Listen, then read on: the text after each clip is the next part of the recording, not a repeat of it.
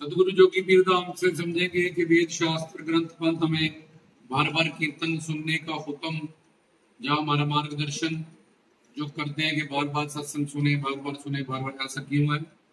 क्योंकि हमारी जो बुद्धि की पावर है कलयुग में बहुत कम हो चुकी है, यादाश्त की पावर। तो अगर हम एक प्रवचन सुनते हैं 1-2% ये उसमें से याद होता है। या संसार की कल परसों की बात करनी है, क्या खाया, क्या पहना, क्या होना, और कई बार आदमी चीजें पकड़ी हम भूल जाते हैं। तो ऐसा कलयुग की बुद्धि का, जीवों की बुद्धि का, जब विवेक का, यादाश्त की पावर का हाल है। इसलिए हमें बार बार कीर्तन प्रवचन सुनने के लिए कहा जाता है। और दूसरा, जब हम कीर्तन प्रवचन सत्संग सुनते हैं, हम दो तरह की माया के अधीन होते हैं। जीव माया, जिसने हमें अपना स्वरूप भुला दिया, अंत मरने तक हम अपने आप को शरीर ही जानते हैं और शारीरिक व्यक्ति वस्तुओं से जुड़े रहते हैं। एंड में शरीर भी हमारे पास नहीं रहता, तो ये सब तो क्या देंगे, और उल्टा दंड मिलता है हमें 84 लाख में घूमने का। तो दूसरा, अपना स्वरूप बुला दिया, दूसरा मोह माया में अटैच कर दिया हमें। जीव माया और गुण माया, ये दो माया के काम होते हैं, दो तरह की माया होती है। आप किसी भी जब तक मठ पूजा व्रत तीर्थ दान से ये माया नहीं जाती है। ये माया गुरु के सिद्ध प्रवचन तत्व ज्ञान से जीव माया जाएगी, और फिर उनकी पूर्ण शरणागति से गुण माया जाएगी, जिससे पूरी सृष्टि की रचना हुई है। 5 महाभूतों की रचना की है ईश्वर ने, भगवान ने तुम्हारे शरीर की रचना की है। उसको गुण माया कहते हैं, वो भगवान की शक्ति है। कोई भी अपने जब तक पढ़ पूजा पर तीर्थ दान बल से उसको नहीं जीत सकता, नहीं तो फिर बुद्धि बड़ी हो जाएगी और भगवान छोटा हो जाएगा। वो अगम है, अगोचर है, अलौकिक है, अनंत है, बेअंत है। इसलिए किसी भी शारीरिक और मन बुद्धि की इंद्रियों की साधना से भगवान को नहीं पाया जा सकता। गुरु की शरणागति से, जिसके पास प्रेम शक्ति, शिव शक्ति, अंतरंगा शक्ति, विष्णु शक्ति है, जिससे माया को जीता जाता है, जिसको सच्चिदानंद कहते हैं। तो ये गुरु हमें जैसे दाना सिर दान, नाम दान देते हैं, ऐसे ही अपने शरणागत जीवों को जो तन मन धन से उनको समर्पित होते हैं, उनको इस शक्ति का दान करते हैं। तो जीव माया, गुण माया, हम तन मन धन से सेवा करते हैं, लेकिन इन सब चीजों से सिर्फ मन शुद्ध होता है जितनी देर हम सेवा करते हैं या लेक्चर प्रवचन सुनते हैं। तो गुरु के प्रवचन का, सत्संग का प्रभाव हम पे पड़ जाता है। हम कान माया से, लेकिन उसके बाद फिर संसार में जाते ही हम फिर काम, क्रोध, लोभ, अहंकार, इच्छा, द्वेष की दुनिया में फिर रंग जाते हैं।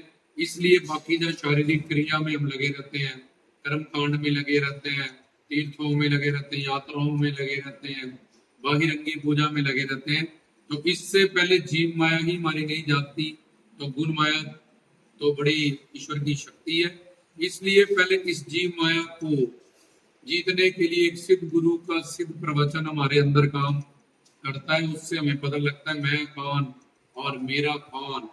तो जब हम इस बात को जान लेते हैं कि हम कौन और हमारा कौन, तो जिस जगह पे हमें ज्ञान होता है, जिस रिश्ते से, किस व्यक्ति वस्तु से हमारा प्यार बढ़ता रहता है, ऐसे जब हमें अपनी पहचान मिलती है कि हम माँ के पेट से बाहर से आए थे निराकार रूप में, और मरने के बाद ये शरीर भी खाली हाथ भी नहीं जाएंगे, निराकार रूप में ही जाएंगे, अपना कर्म ही सिर्फ साथ जाएगा। तो फिर पता लगता है कि हम कौन है, हमारा कौन है। ऑटोमेटिकली वहाँ प्यार बढ़ जाता है, क्योंकि हमारा ज्ञान शक्ति है हमारे में। तो ये सारा काम एक सिद्ध गुरु का प्रवचन ही करता है।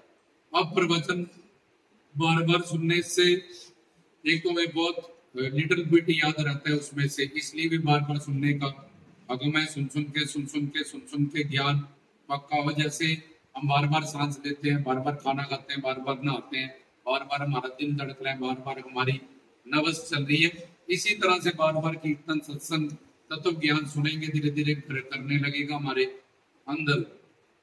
और दूसरा, हम रज तम सत माया के अधीन है, और हम पाप और पुण्य अपने भोगते रहते हैं अपनी प्रारब्ध को। तो जब रज तम सत, उसमें सात्विक माया का प्रभाव हमें होता है, और प्लस हमारे पुण्यों का फल हमें मिल रहा होता है, और प्लस गुरु का प्रवचन उसके साथ जुड़ जाता है। तो हम बहुत बड़ी साधना के मार्ग में, भक्ति के मार्ग में, और पता नहीं कौन सा वचन, कौन सी बात, कौन सा शब्द हमारे अंदर कर जाए, कर जाए और हम अनर्थ निवृत्तियां जिनसे हमारी नाम अपराध और दोष निंदा चुगली जा जितने भी रीजन है जिससे हमारी साधना खराब होती है, हम जन्म जन्मांतर गुरुओं को देख के मिलके भी पास होके भी फिर अपना कल्याण नहीं कर पाते, तो हम धीरे धीरे उन गलतियों को निकालना शुरू कर देते हैं और हमारा जीवन फिर सफल होने लगता है। तो इसलिए बार बार कीर्तन सुनने से क्या होता है कि बीच में वो टाइम भी आता है कि जब तुम्हारा सात्विक प्रारब्ध है, सात्विक गुण है और अच्छा प्रारब्ध पुण्य और प्लस गुरु का जो तुम्हारी भूमि थी वो भी उपजाऊ थी और बीज भी मिल गया, मौसम भी मिल गया, तो फटाफट रिजल्ट हो जाएगा। नहीं तो अगर तुम्हें बेमौसमी फल चाहिए, नेचर के विरुद्ध तुम्हें काम करना पड़ता और उसमें मेहनत ज्यादा लगती है। इसलिए गुरु तो हमेशा कल्याण करते हैं, लेकिन हमेशा बार बार सुनने से एक तो धीरे धीरे हमें तत्व ज्ञान पंथ ही हमारे अंदर उतरता है और कोई प्रवचन किसी दिन का, किसी वक्त का, कोई शब्द, कोई बात हमारे अंदर इस तरह से हमें जंप दे देती है कि हम बहुत बड़ी भक्ति में, शरणागति में, प्रेम में, सेवा में, जब अपनी गलतियों को उनसे तौबा करने में, पश्चाताप करने में और उनको सुधारने में एक बहुत बड़ा प्रोग्रेस कर जाते हैं। इसलिए बार बार हमें प्रवचन सुनने का हुक्म दिया जाता है। पता नहीं किस दिन का, कब का प्रवचन, क्योंकि गुरु हरजी वसत संत की रचना गुरबानी कहती है कि गुरु के मुखबिंद से, जुबान से आप अल्लाह खुदा परमेश्वर ईश्वर की बयान करता है, उसके शब्दों के बाण हमारे अंतःकरण तक उतरते हैं, हृदय तक, और हमारे अंदर परिवर्तन करते हैं। तुम किसी भी तीर्थ में जाओ, यात्रा में जाओ, कर्म कांड में जाओ, हरिद्वार, तुम में कोई चेंज नहीं होता, उल्टा और ज्यादा अहंकार हो जाता है, काम क्रोध लोभ अहंकार वैसे के वैसे। लेकिन तुम पूर्ण गुरु का प्रवचन सुनना शुरू कर दो, तत्व ज्ञान देखना, तुम में परिवर्तन होना शुरू हो जाएगा। ये काम क्रोध लोभ अहंकार इन पे ये कम होने शुरू हो जाएंगे, तुम्हें तुम्हारी गलतियां पता लगनी शुरू हो जाएगी, तुम उसके प्रति सावधान और फोकस करना शुरू कर देंगे। इसलिए बार बार सुनने का हुक्म है। बार बार सुनने से ही जीवों ने बहुत बड़ी बड़ी प्रोग्रेस की और अपने जीवन को सफल किया।